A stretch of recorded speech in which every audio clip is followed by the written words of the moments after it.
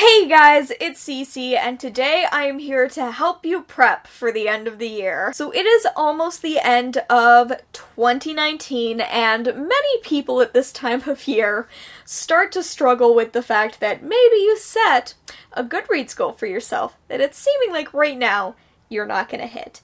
Now, first of all, before we jump in, you do not need to feel bad about not reaching a Goodreads goal. It's fine. Goodreads goals are arbitrary. It's up to you, and you should never make yourself feel bad or feel like you haven't done enough if you don't hit that Goodreads goal at the end of the year. That's why a lot of people set their Goodreads goal for one book.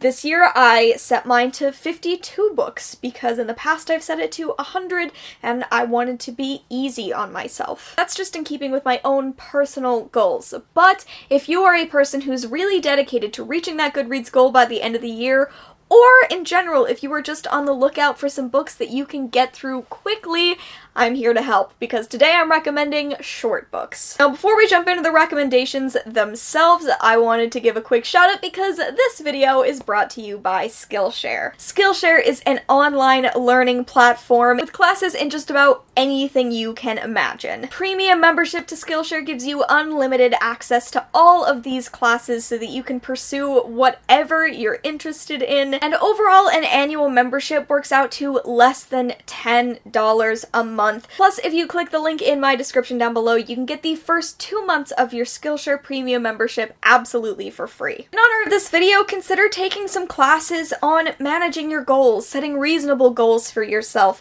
time management. It's always nice to have those reminders so that you can be easier on yourself while also learning about being more reasonable with yourself, setting goals you can achieve. Skillshare is an awesome platform and they made this video possible, so thank you so much to them. Please be sure to click that link down in the description below if you want to learn more and start learning on Skillshare today. So with that, we can jump into these recommendations. I have split this up into age categories because depending on the kind of person you are, I tend to find that when I need to read books quickly, I reach for YA and middle grade. So if that is you, then I have some recommendations in both middle grade and YA. If you like just reading short adult fiction, I have a bunch of adult novellas that I'm going to talk about as well. So we're going to work through this in relative age order. I have previously done a different short book recommendations video. If you want to go check that out, I talked about a bunch of my old favorites and why I love short fiction. But today we're just going to jump in with recommendations because I have a lot of books to talk about. So let's talk about some middle grade that I recommend. I've read every single one of these middle grade books this year because this year has been the year of rediscovering that I enjoy middle grade.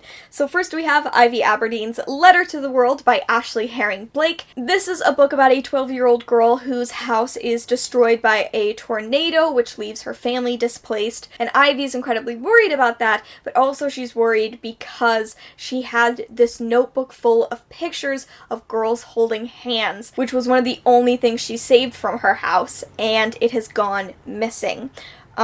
This is just a really, really beautiful middle grade book about being a queer girl at age 12 and about being middle grade age when you get new baby siblings.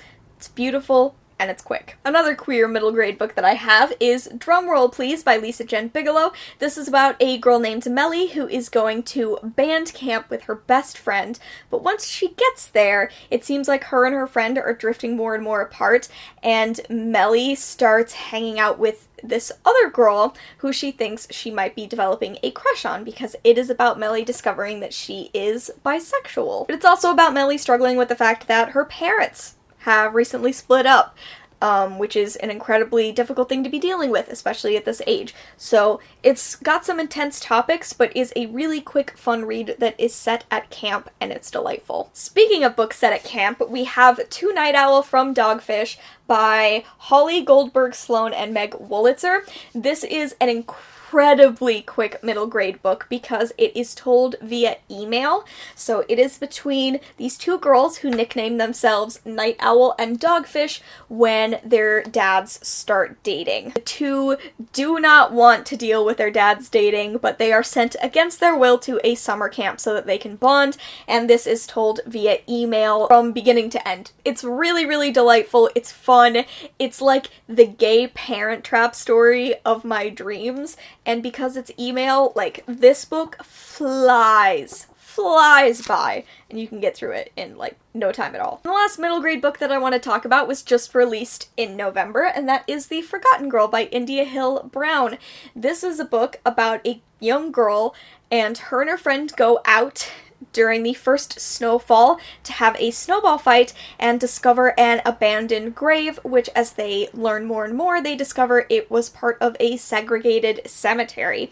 And then the main character starts to think that she's maybe being haunted by the girl in that grave.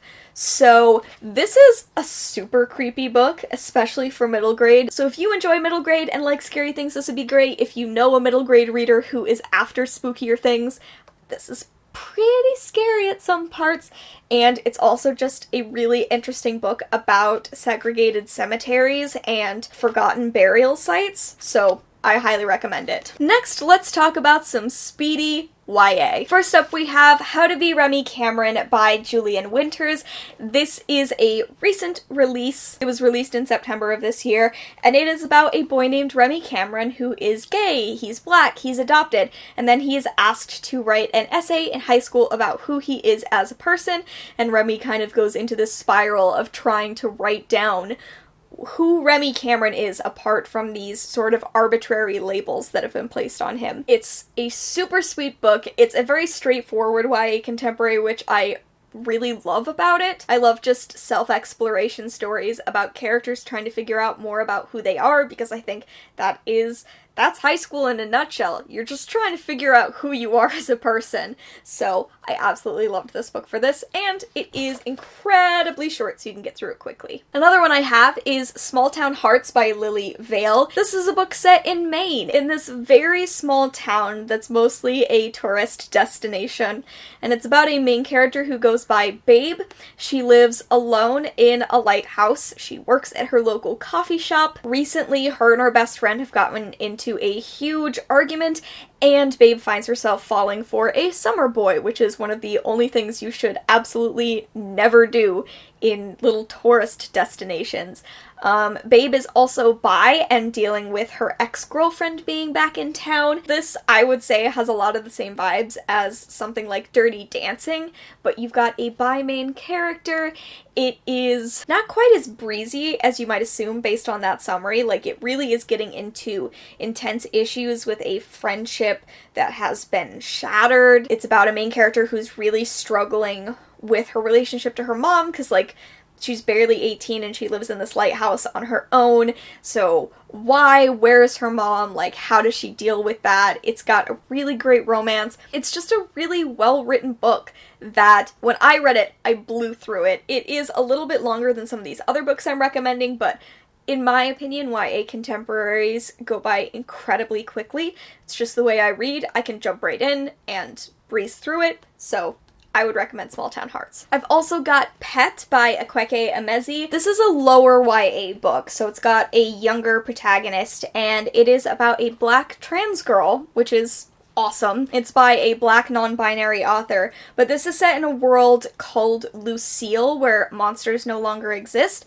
and then a creature crawls out of a painting and tells the main character, Jam, that he is there to hunt a monster. And it's about how the evils of the world don't just disappear if you pretend they aren't happening.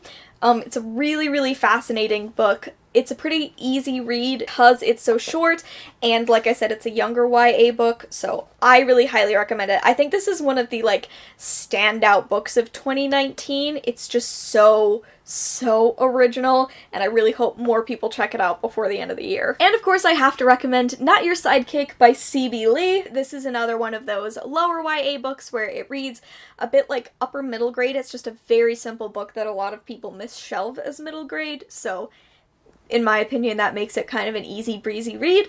This is about a girl named Jess. She's biracial and bisexual, and she's also the only person in her family not to have superpowers. She ends up getting an internship, and it turns out that this internship is accidentally for the town's supervillains, even though her parents are the town's superheroes.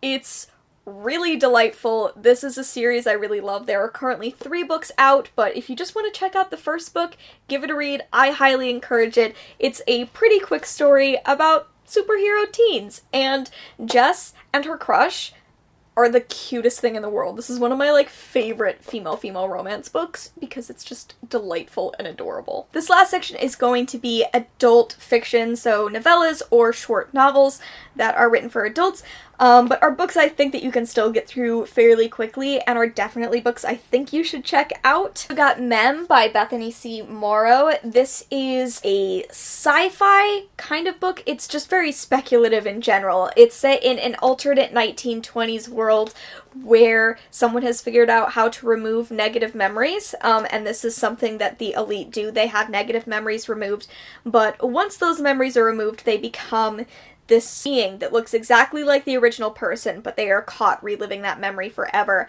and they are called mems. And this is about the only mem that is capable of producing her own memories. And it's really fascinating. It's like a cool look at what personhood is. How do we define personhood? And who are we without our negative memories? Are there negative memories that need to be removed, and what happens when that happens? It's just like a really interesting and unique book that I think you should check out, and it's a novella, so it's super quick. I also have Your Favorite Band Cannot Save You by Scotto. This has some trigger warnings for self-harm and suicide, just so you know. I don't know how many specific reviews give trigger warnings for that, but it comes really out of nowhere, so please be aware of it going in. This is one of the most unique novellas I've ever read in my entire life. It is about a music blogger, and one day he discovers this track online, and it kind of takes over his entire life, and the entire world slowly kind of goes nuts over this band. They release 1 track a day, and they are building up because there are going to be a total of 10 tracks, and it is about this music blogger following this band along as fans become more and more rabid and more stuff is, like, horrifically going wrong. It's just a fascinating novella. I highly recommend it if you want just a wild time. I couldn't put this down. It's a novella, so it's quick, but also it's quick because once you start reading it, you're like, what the fuck is going on? I also have a novella called Binti by Nnedi Okorafor. This is, I think, the shortest book I'm recommending in this video. It's like 90 pages, I think. It's about a girl named Binti, and she is the first of her people to leave her home planet to try to attend this, like, intergalactic university, basically. It's called Umza University, and she's the first of her people to be offered, like, a position there. But on her way to the university, her ship is overrun by an alien species that everyone considers an enemy, and Binti is kind of the only one left to know what to do about it. This is the first novella in a trilogy. There are 2 more, but if you just want to check out the first book, this is a great work all on its own that introduces the world, the characters, the dilemma, and wraps itself up all within the space of 90 pages, so I recommend it as a great end-of-year pick. I've also got Small Beauty by King Wilson Yang. This is not a novella. It is about 160 pages long, and it is about a biracial Chinese trans woman who has recently lost her cousin, who she was very close to, and it is about her going to his house to clean it out. It's about her mourning her cousin, about mourning her aunt who she lost a couple of years earlier, and kind of mourning the loss of the community of trans women that she left behind as she went out on this process. This is a very slow-moving, character-driven novel that's just very much about grief, so if those topics are a little harder for you to read, then this might not be a quick read for you. I think it's a really fascinating novel overall, so I would highly recommend you check it out, whether or not it's in the next month. And the last book that I'm going to recommend in this video is another novella, and that is The Haunting of Tramcar 015 by P. Djeli Clark. This is a really cool novella that was released in like February of 2019, or March maybe? February of 2019. It's set in an alternate universe Cairo in 1912 where Egypt kind of discovered alchemy and discovered uses for alchemy, and so they threw off colonizers and have become this thriving metropolis that mixes the traditional with alchemy, with magic, and this is about two detectives who are sent to inspect a haunted tram car, which should be relatively routine, but it's not routine at all. There's a lot going on here that's really cool, like there is this suffragette movement that's happening pretty much throughout, and it's like got this weird magical feel as you're dealing with these different magical entities and hauntings, while it also being kind of the drudge of day-to-day bureaucratic work being detectives. It's really, really cool, and it manages to do so much in such a limited number of pages, so I would highly recommend that you check out Haunting of Tramcar 015, and probably the rest of Clark's work. He has written a bunch of novellas that all sound really interesting. This is just the only one of his that I've read so far. I definitely want to read more. Okay, that is it for me. I hope that this video was helpful. I hope that you have learned about a lot of different titles that are going to get you through the end of 2019. Or maybe these are just books that you want to add to your TBR in general for 2020. Like I said, if you are stressing about reaching your Goodreads goal, it's okay not to hit it. You don't need to push yourself. But if you'd like to, if you find challenge is good for you, then maybe check out these short books to get you through the end of the year. Definitely also check out Skillshare. Use that link in the description below. And other than that, thank you so much for watching. I hope you enjoyed, and I will see you in another video very soon. Bye!